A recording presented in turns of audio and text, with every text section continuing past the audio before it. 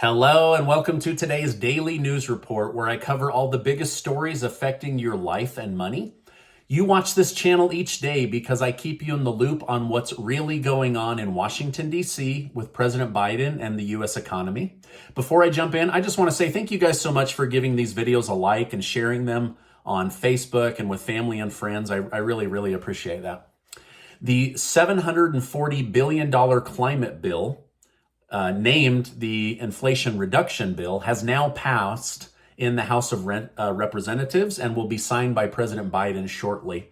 Democrats negotiated for roughly a year before finally coming together on an agreement. Over $300 billion in funds will go towards energy security and climate investing.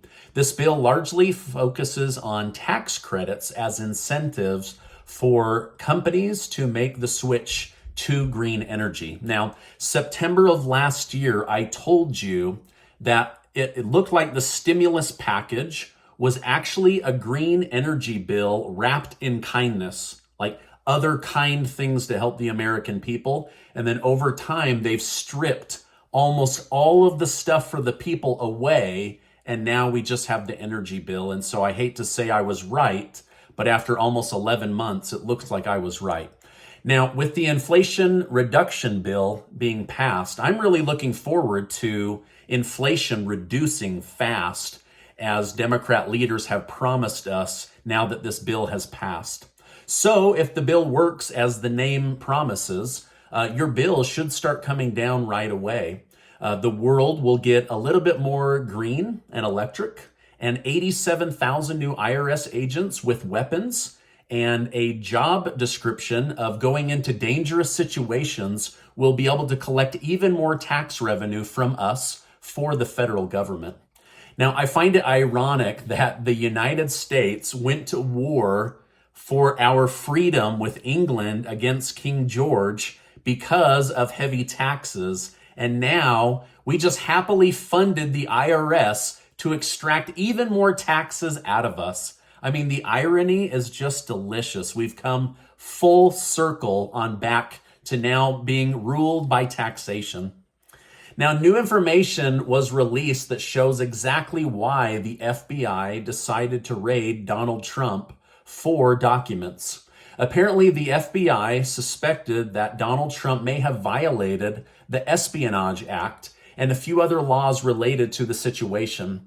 In a nutshell, the Espionage Act is known as the anti-spy legislation because it makes it illegal for someone to obtain national defense information with the intent to harm the United States with it. Now, was Donald Trump holding documents with the intention of harming the United States?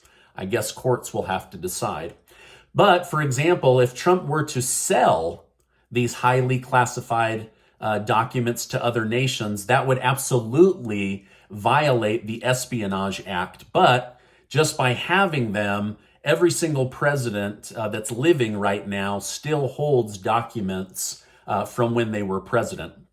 However, we do not know why they believe Trump specifically had violated this act.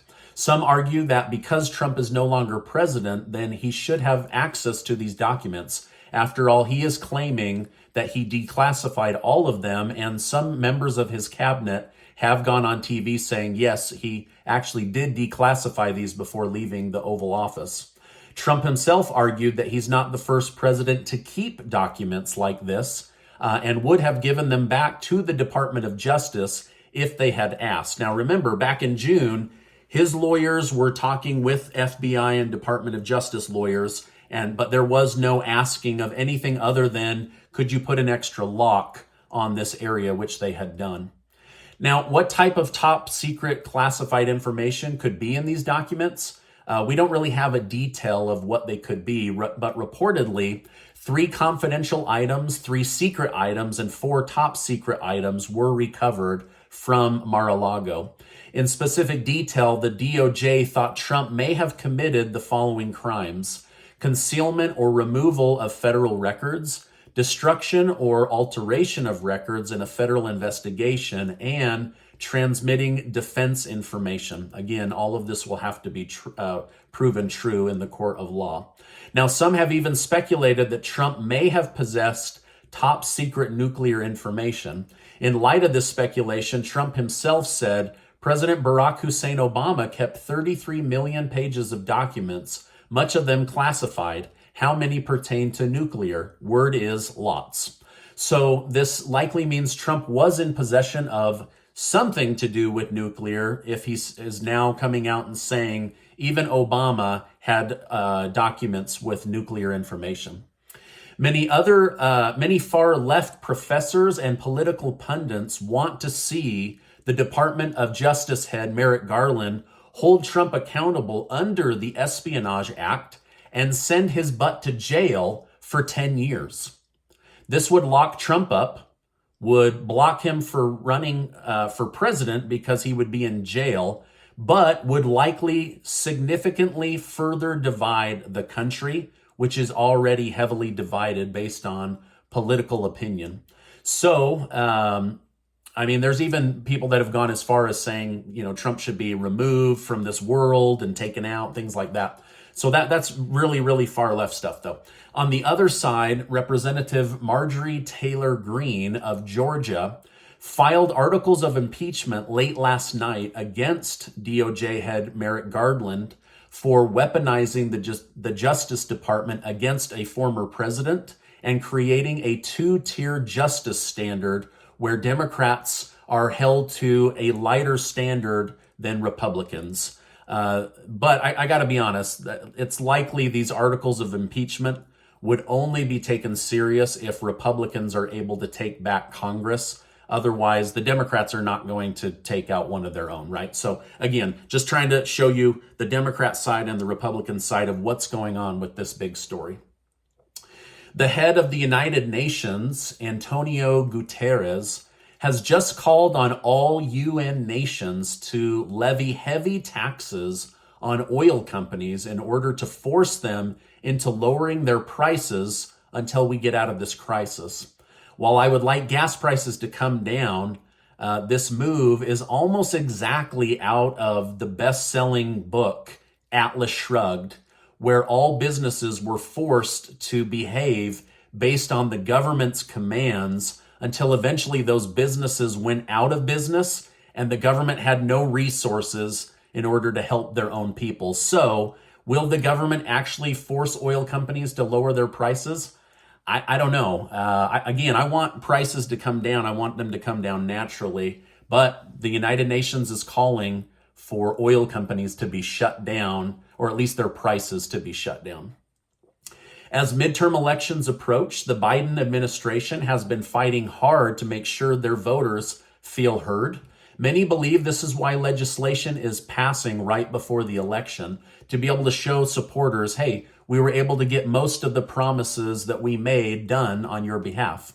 While Biden likely pleased climate activists with this recent Inflation Reduction Bill, which is really a green energy bill, he still needs to find a way to please pro-choice abortion activists. After abortion was left up to the states, Biden has been trying to come up with a creative way to legally work around the law. So far, one of his best answers is to redefine chemical abortion as health care.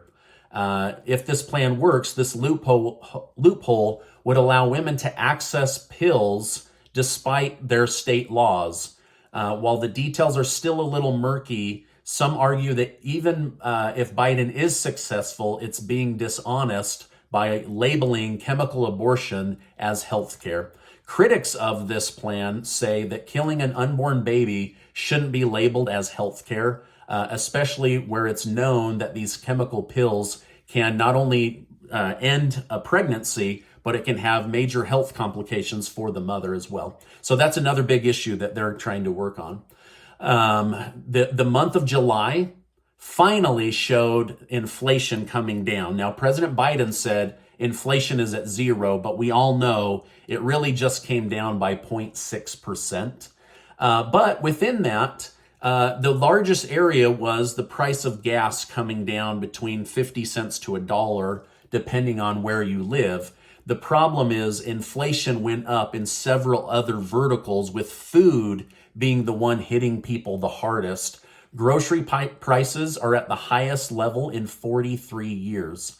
So I want to warn people in my community that are investing right now, be cautious, right? Like the stock market has come back up about 10 to 12%, depending on where you're in, but there's still a lot of economists and analysts saying, we're not done with this inflation. Gas prices could go higher. This is just 1 month of a slight reduction in CPI data. So again, just be very cautious with investing or, planning with your money.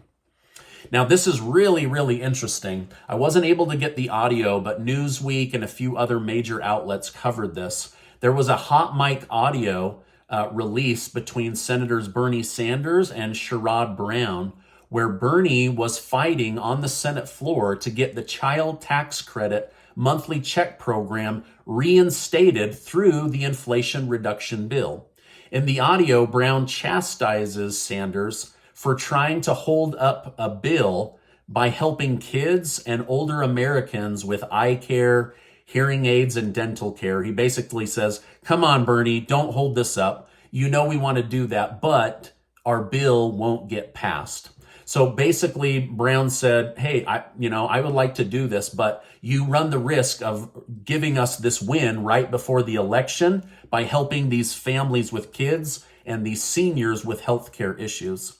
So it does appear that Bernie Sanders tried to get the child tax credit monthly program going again. He also tried to get eye care, hearing aid care, and dental care for seniors, but was shut down because it might block this bill, this Inflation Reduction Bill, from actually passing. Now, some new kind of damning details are coming out about the Inflation Reduction Bill. There's a lot of pork in there, and they didn't really show what was in there before voting on it. But this one's really kind of interesting, but sad. Medicaid can only reduce the cost of 10 medications, but it can't even start negotiating on behalf of the American people until 2026. So I guess we're going to have to wait 4 years to negotiate these medication prices, and then you just have to hope that your expensive medication is one of the 10 that Congress feels is worthy of negotiating a lower price. So we were all told, hey, your bills are going to start coming down right away with this Inflation Reduction Act. But now they can't even start negotiating for 4 years. So how is a potential reduced drug price on 10 drugs 4 years from now supposed to help me cover the cost of my prescriptions today? I mean, it's just one of the areas that is very, very disappointing with this new bill. The countries of Turkey and Russia have agreed to partner on key trade areas that will help Turkey deal with inflation. So Turkey's basically just signed a new agreement with Russia and Vladimir Putin. And Turkey has agreed to pay everything in Russian rubles. Now, Turkey is a NATO nation that just basically signed back up to fund Vladimir Putin and Russia in order to help his own country's inflation and currency crisis. So I find this very interesting, but it's also super, super suspicious. New York and Washington, D.C. continue to deal with Texas busing illegal immigrants into their cities. The Pentagon told the mayor of Washington, D.C. to deal with it and said that she would not be given the green light to activate the National Guard to deal with the influx of immigrants. Now, if the White House or the Pentagon had admitted there was a crisis with these people arriving in New York and D.C., it would be equivalent to admitting that there's a crisis at the southern border. And so what did they do? They publicly rejected help to the mayor of Washington, D.C. So lots going on in the nation right now. Now, this is my update for today. Before you go, make sure to get your name entered to be one of the winners of the $1,000 per person giveaway that Casey and I are doing thanks to generous video sponsors. and I'll make sure to leave a link below. Now, before you go, I want to remind you that you are amazing. I appreciate you being in my community, and I will see you on the next video.